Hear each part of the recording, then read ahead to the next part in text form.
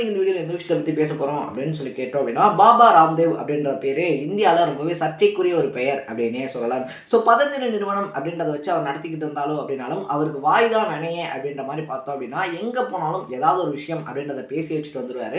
அதுக்கப்புறமா பார்த்தோம் அப்படின்னா அதுக்கு அவருக்கு ரொம்ப பெரிய வினையாக வந்து நிற்கும். 2018 2023 வரைக்கும் பார்த்தோம் அப்படின்னா அவர் போய் பேசின எல்லா கூட்டத்திலையும் ஏதாவது ஒரு சர்ச்சை அப்படின்றது வெடிக்கும் அப்படின்னே சொல்லலாம். அவர் பேசுறதுனால சர்ச்சை அப்படின்றது வெடிக்குதா, இல்லை அவர் சர்ச்சை வெடிக்கிற மாதிரி பேசுறாரா அப்படின்றது அவருக்கு மட்டும்தான் தெரிஞ்ச ஒரு விஷயம். பட் அவருடைய பதஞ்சலி நிறுவனம் இருக்கு இல்லையா, அந்த நிறுவனத்தை பார்த்தோம் அப்படின்னா 100% ஆர்கானிக், அதாவது இயற்கை இருக்கு இல்லையா, இயற்கை சார்ந்த பொருட்களை வச்சு தான் தயாரிக்கிறோம் அப்படின்னு சொல்லிட்டு டூத் பேஸ்டா இருந்தாலும் சரி, ஷாம்புவா இருந்தாலும் சரி, சோப்புவா இருந்தாலும் சரி, இந்த மாதிரி எக்கச்சக்கமான பொருட்களை பார்த்தோம் அப்படின்னா பதஞ்சலி நிறுவனத்துல இருந்து சேல் பண்ணிக்கிட்டு இருக்காங்க, தேன் உட்பட அப்படின்னே சொல்லலாம். ஸோ அந்த மாதிரி வந்துட்டு அவங்களுடைய விளம்பரங்கள் அப்படின்றது வரும்போது பார்த்தோம் அப்படின்னா இங்கிலீஷ் மெடிசன்ஸ் இருக்கு இல்லையா, அதாவது அலோபதியில இருந்தும் மக்களை ஏமாற்றக்கூடிய இங்கிலீஷ் மெடிசன்ஸ்ல இருந்தும் உங்களை நீங்க காப்பாத்திக்கங்க அப்படின்ற மாதிரி பார்த்தோம்னா 2022ல ஒரு ஆட் அப்படின்றத கொடுக்குறாங்க.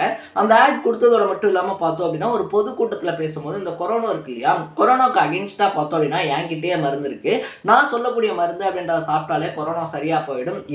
இதை பார்த்தோம் அப்படின்னா அலோபதி மருத்துவர்கள் இருக்காங்க இல்லையா, இங்கிலீஷ் மெடிசன்ஸ், அவங்க வந்து பார்த்தோம் அப்படின்னா ரொம்ப தப்பான முறையில் கைட் பண்றாங்க, அதுதான் இறப்பு விகிதம் அதிகமாகிறதுக்கான காரணம் அப்படின்னு சொல்லியிருந்தாரு. ஸோ இது அப்பயே பார்த்தோம் அப்படின்னா இந்தியன் மெடிக்கல் கவுன்சில் இருக்காங்க இல்லையா, அவங்களால ரொம்ப பெரிய கண்டனம், ரொம்ப பெரிய அழுத்தம் அப்படின்றது தரப்பட்டுச்சு பாபா ராம்தேவுக்கு. ஸோ இந்த மாதிரி பொத்தாம் பொதுவாக பேசுறது, வாயில வந்ததை பேசுறது அப்படின்றதெல்லாம் வந்துட்டு தேவையில்லாத ஒரு விஷயம் அப்படின்னு சொல்லி கண்டனம் சொன்னதோட மட்டும் இல்லாம ஸ்ட்ரெயிட்டா உச்சநீதிமன்றத்திலே கேஸ் அப்படின்றத போட்டாங்க. இந்த மாதிரி முறையில்லாத ஒரு விமர்சனம் அப்படின்றத வைக்கிறாரு. அது மட்டும் இல்லாம அலோபதி மருத்துவத்தை பத்தி தப்பா பேசுறேன் அப்படின்னு சொல்லிட்டு அவர் செய்யக்கூடிய விஷயங்கள் அப்படின்றத நியாயப்படுத்திக்கிட்டு இருக்காரு அப்படின்ற மாதிரி பார்த்தோம் அப்படின்னா ஒரு வாதம் அப்படின்றத முன்னாடி வைக்கிறாங்க. இது அன்னைக்கு உச்சநீதிமன்றமும் என்ன பண்றாங்க அப்படின்னா கேஸை எடுத்துக்கிட்டு பாபா ராம்தேவ் கிட்ட கேட்கும்போது, இல்லை நாங்கள் வந்துட்டு தப்பு பண்ணிட்டோம், மன்னிப்பு அப்படின்றத வந்து கேட்குறோம், இனிமேல் எங்கள் சைட்லேருந்து பார்த்தோம் அப்படின்னா இந்த மாதிரியான விளம்பரங்கள் இருக்கு இல்லையா, அது வந்துட்டு பப்ளிஷ் ஆகாது அப்படின்னு சொல்லிட்டு 2022ல நவம்பர் மந்த்ல வந்துட்டு சொல்றாங்க, இனிமேல் இந்த மாதிரியான விளம்பரங்கள் அப்படின்றதெல்லாம் நாங்கள் பண்ண மாட்டோம் அப்படின்னு சொல்லிட்டு. சரி ஓகே அப்படின்னு சொல்லி விட்டதுக்கு அப்புறமா மறுபடியும் பார்த்தோம் அப்படின்னா அதே விளம்பரங்கள் இருக்கு இல்லையா, அதே பப்ளிஷ் ஆகிக்கிட்டே இருக்கு. ஸோ அதனால மறுபடியும் பிப்ரவரி 27 பார்த்தோம் அப்படின்னா அந்த வழக்கு விசாரணைக்கு வருது. அப்பயே உச்சநீதிமன்ற நீதிபதிகள் என்ன சொல்றாங்க அப்படின்னா, பாபா ராம்தேவும் பாலகிருஷ்ணா அப்படின்னு சொல்லிட்டு பதஞ்சலி நிறுவனத்தினுடைய ஒன் ஆஃப் த டைரக்டர், அவங்க ரெண்டு பேருமே நேரில் ஆஜராகணும் அப்படின்னு சொல்றாங்க. ஸோ அதனால பார்த்தோம் அப்படின்னா ஏப்ரல் 2 இருக்கு இல்லையா, பாபா ராம்தேவும் பாலகிருஷ்ணாவும் போயிட்டு ஆஜராகிறாங்க. ஸோ அவங்க ஆஜர் ஆனோடனே பார்த்தோம் அப்படின்னா நாங்கள் வந்துட்டு நிபந்தனை இல்லாத மன்னிப்பு அப்படின்றத வந்துட்டு கேட்குறோம், இது வந்துட்டு நீ ரிப்பீட் ஆகாது அப்படின்னு சொல்லிக்கிட்டு இருக்கும்போதே பார்த்தோம் அப்படின்னா உச்சநீதிமன்ற நீதிபதிகள் இருக்காங்க இல்லையா, கடுமையான கண்டனம், கடுமையான விமர்சனம் அப்படின்றத வைக்க ஆரம்பிக்கிறாங்க அப்படின்னே சொல்லலாம். உங்களுடைய வாயில இருந்து மட்டும்தான் பார்த்தோம் அப்படின்னா அந்த மன்னிப்பு அப்படின்ற வார்த்தை இருக்கு இல்லையா, அது வருது, உங்களுடைய செயல்ல வந்துட்டு அது சுத்தமா கிடையாது, நீங்க வந்துட்டு பார்த்தோம் அப்படின்னா ரொம்ப ஒரு மாதிரி அலட்சியமா செயல்படுறீங்க. ஸோ நீங்க சாரி அப்படின்றத கேட்கும்போது நாங்களும் அதே மாதிரி அலட்சியமா செயல்படலாம்ல அப்படின்னு சொல்லி கேட்டுட்டு உங்களுடைய மன்னிப்பை இந்த நீதிமன்றம் இருக்கு இல்லையா அது ஏத்துக்கல, நீங்க வந்துட்டு பார்த்தோம் அப்படின்னா கோர்ட்டை அவமதிச்சதுக்காக நீதிமன்ற அவமதிப்பு வழக்கு அப்படின்றத தயாரா இருங்க அதை சந்திக்கிறதுக்கு அப்படின்னு சொல்லிடுறாங்க. ஸோ அவங்களுடைய அடுத்த பார்வை யார் பக்கமா திரும்புது அப்படின்னு சொல்லி கேட்டீங்க அப்படின்னா ஜார்க்கண்ட் இருக்காங்க இல்லையா, ஏன்னா ஜார்க்கண்ட் மாநிலத்துல தான் பார்த்தோம்னா பதஞ்சலியுடைய தலைமை நிறுவனம் இருக்கு, அதாவது ஹெட் ஆஃபீஸ் வந்துட்டு அங்கதான் இருக்கு. ஸோ ஜார்க்கண்ட் நிறுவனத்தை, ஜார்க்கண்ட் நிர்வாகிகளை பார்த்தோம் அப்படின்னா அரசு அதிகாரிகள் முன்னாடி எக்கச்சக்கமான கேள்விகள் அப்படின்றத வைக்கிறாங்க. நீங்க வந்துட்டு பதஞ்சலி நிறுவனம் இருக்கு இல்லையா அதுக்கு துணை போயிட்டோம் அப்படின்னு சொல்லி நாங்க ஏன் நினைக்க கூடாது, நீங்களாம் அங்க துணை போயிருக்கீங்க, அவங்களுக்கு விலைக்கு போயிருக்கீங்க அப்படின்னு சொல்லி நாங்க ஏன் நினைக்க கூடாது, நீங்க கவர்மெண்ட் ஆஃபீஸ் இருக்கு இல்லையா அதுதான் வந்து நடத்திக்கிட்டு இருக்கீங்களா, இல்ல போஸ்ட் ஆஃபீஸ் அந்த மாதிரி அதான் நடத்திக்கிட்டு இருக்கீங்களா, மெடிக்கல் அப்படின்றது வந்துட்டு என்ன மாதிரியான ஒரு ஃபீல்டுன்னு சொல்லி உங்களுக்கு தெரியுமா அப்படின்னு சொல்லி எக்கச்சக்கமான கேள்விகள் கேட்டதோட மட்டும் இல்லாம நாங்க ஏன் உங்க எல்லாத்தையுமே கூண்டோட சஸ்பெண்ட் அப்படின்றத இப்பயே பண்ணக்கூடாது அப்படின்னு சொல்லி ஒரு கேள்வி கேட்கிறாங்க. அதுக்கு அங்க இருந்து அதிகாரி பார்த்தோம் அப்படின்னா கையெடுத்து கும்பிட்டு, நான் இங்க வந்து இந்த நிர்வாக இயக்குனரா டைரக்டரா மாறி பார்த்தோம் அப்படின்னா வெறும் ஒரு வருஷம் தான் ஆகுது, அது ஜூன் மாசம் தான் வந்தேன், இன்னும் ஒரு வருஷம் கூட முழுமையா முழுவடையல, இதெல்லாம் முன்னாடி இருந்தவங்க பண்ண தப்பு, என் மேல எந்த தப்பு இல்லை அப்படின்னு சொல்றாங்க.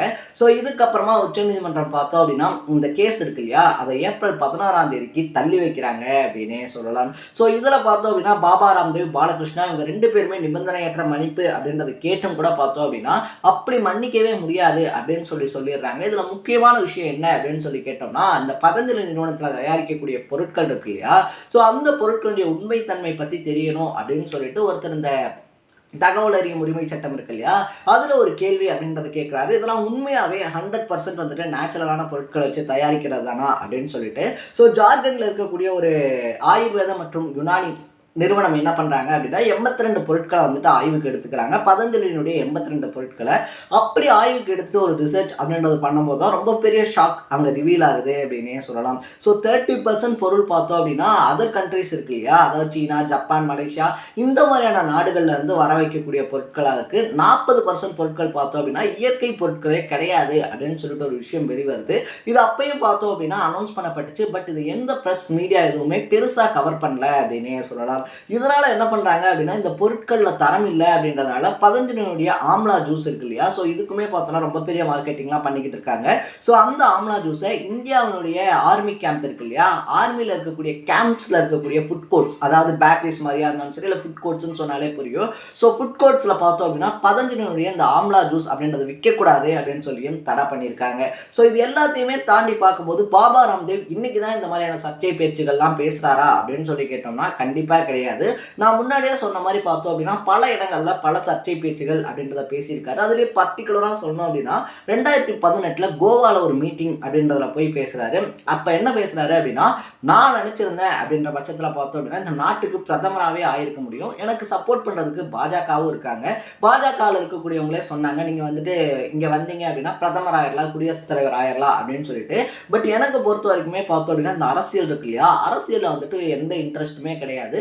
இதே மாதிரி பதஞ்சலி நிறுவனத்தில் இருக்கக்கூடிய பொருட்களை வித்துட்டு மக்களுக்கு சேவை பண்ணிக்கிட்டு இருக்கணும் அப்படின்றதான் என்னுடைய ஆசையா இருக்கு அப்படின்னு சொல்லிட்டு சொன்னாரு.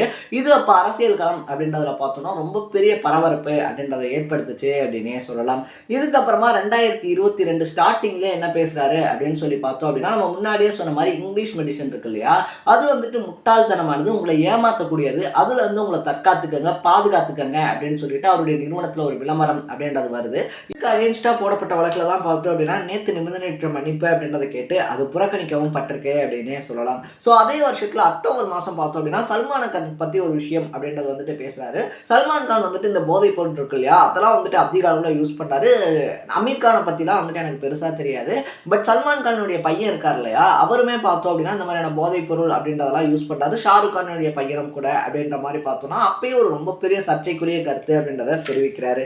நவம்பர் மாசத்துல மகாராஷ்டிரால ஒரு யோகா அப்படின்ற ஒரு ஆர்கனைசேஷன் என்ன பண்றாங்க அப்படின்னா, மகாராஷ்டிரால இருக்கக்கூடிய ஆர்கனைசேஷன் ஒரு யோகா கேம்ப் மாதிரி வந்துட்டு அனௌன்ஸ் பண்றாங்க. அந்த கேம்புக்கு பார்த்தோம் அப்படின்னா சாரீஸ் அண்ட் சுடிதார்ஸ் இருக்கு இல்லையா, இதுல உமன்ஸ் வராங்க. அப்ப சாரீஸ்ல இருக்கக்கூடியவங்களெல்லாம் ஃபர்ஸ்ட் லைன்ல உட்கார சொல்லிட்டு சுடிதார்ஸ்ல இருக்கக்கூடியவங்களெல்லாம் செகண்ட் லைன்ல உட்கார சொல்றாரு. அப்ப அந்த இடத்துல என்ன சொல்றாரு அப்படின்னா, பெண்கள் வந்துட்டு சாரி கட்டிட்டு வந்தாலும் அழகுதான், சுடிதார் போட்டு வந்தாலும் அழகுதான், இல்ல என்ன மாதிரி ஒண்ணுமே போடாம வந்தாலும் அழகுதான் அப்படின்னு சொல்லிட்டு வார்த்தையை விட்டுறாரு. இதுக்கு அகேன்ஸ்டா பார்த்தோம் அப்படின்னா மகாராஷ்டிரால இருக்கக்கூடிய பெண்கள் சங்கம் இருக்காங்க இல்லையா, ரொம்ப வீரியமான ஒரு கண்டனம் அப்படின்றத பதிவு பண்றாங்க. இது வந்துட்டு எந்த மாதிரியான ஒரு பேச்சு பொது சமூகத்துல அப்படின்னு சொல்லிட்டு உடனடியா பாபா ராம்தேவ் பார்த்தோம் அப்படின்னா ஒரு மன்னிப்பு அப்படின்றதும் கேட்கிறாரு. ஸோ இந்த மாதிரி தப்பா பேசுறதா இருந்தாலும் சரி, அதுக்கப்புறமா மன்னிப்பு அப்படின்றத கேட்கறதா இருந்தாலும் சரி, பாபா ராம்தேவ் பொறுத்த வரைக்குமே யூஸ்வலா நடக்கக்கூடிய ஒரு விஷயம் அப்படின்னே சொல்லலாம். பட் இப்போ உச்சநீதிமன்றம் எடுத்துருக்கக்கூடிய ஆக்ஷனா இருந்தாலும் சரி, அவங்க காட்டியிருக்கக்கூடிய கண்டிப்பா இருந்தாலும் சரி, அதையும் தாண்டி பார்த்தோம் அப்படின்னா அவங்களுடைய கண்டனம் இருக்கு இல்லையா, ரொம்ப அழுத்தம் திருத்தமா பார்த்தோம் அப்படின்னா வரக்கூடிய எல்லா கேசஸ்லயுமே இப்ப இருக்கக்கூடிய உச்சநீதிமன்ற நீதிபதிகள் அவங்களுடைய கண்டனம் அப்படின்றத ரொம்ப வலுவா ரொம்ப வலிமையா பார்த்தோம் அப்படின்னா தெளிவுபடுத்திக்கிட்டு இருக்காங்க அப்படின்னு தான் சொல்லணும். ஸோ அரசியல் வட்டாரங்களை பொறுத்த வரைக்குமே பார்த்தோம் அப்படின்னா பாபா ராம்தேவுக்கு பாஜகவினுடைய சப்போர்ட் அப்படின்றது இருக்கு. ஸோ அந்த சப்போர்ட் இருக்கிறதுனால தான் பார்த்தோம் அப்படின்னா இவ்வளோ தைரியமா விளையாடிக்கிட்டு இருக்காரு உச்சநீதிமன்றத்தோடையே அப்படின்னு சொல்லிக்கிட்டு இருக்காங்க. உச்சநீதிமன்றத்தை பொறுத்த வரைக்குமே நம்ம இவ்வளவு தூரம் சொல்லியும் நம்மளுடைய வார்த்தை இருக்கு இல்லையா, நம்மளுடைய தீர்ப்புக்கு மரியாதை இல்லாம பண்ண பாபா ராம்தேவ் மேல கண்டிப்பா நீதிமன்ற அவமதிப்பு வழக்கு அப்படின்றத தொடரணும் அப்படின்ற மைண்ட் செட்ல இருக்காங்க அப்படின்னு சொல்லப்படுது. ஸோ எலெக்ஷன்ஸ் வரக்கூடிய இந்த டைம்ல பாபா ராம்தேவ் இப்படி லாக் ஆயிருக்கிறது அப்படின்றது ரொம்ப பெரிய பின்னடைவா பார்க்கப்படுது அவருக்கு அப்படின்னு சொல்லலாம். ஸோ நீங்க பாபா ராம்தேவ் பத்தி என்ன நினைக்கிறீங்க அப்படின்றத கமெண்ட் செக்ஷன்ல போட்டு இதே மாதிரி இன்ட்ரெஸ்டிங்கான விஷயங்கள் இருக்கு இல்லையா, அது கரண்ட் அஃபேர்ஸா இருந்தாலும் சரி, பாலிடிக்ஸா இருந்தாலும் சரி, ஸ்போர்ட்ஸா இருந்தாலும் சரி, இதே மாதிரி அப்பப்போ அப்டேட்டா போயிட்டு இருக்கக்கூடிய விஷயங்களை நீங்க தொடர்ந்து தெரிஞ்சுக்கணும் அப்படின்னு ஆசைப்பட்டீங்கன்னா மறக்காம சேனலை சப்ஸ்கிரைப் பண்ணிக்கோங்க. நாளைக்கு இதே மாதிரி இன்னொரு இன்ட்ரெஸ்டிங்கான வீடியோட சந்திக்கலாம். Tata, bye by.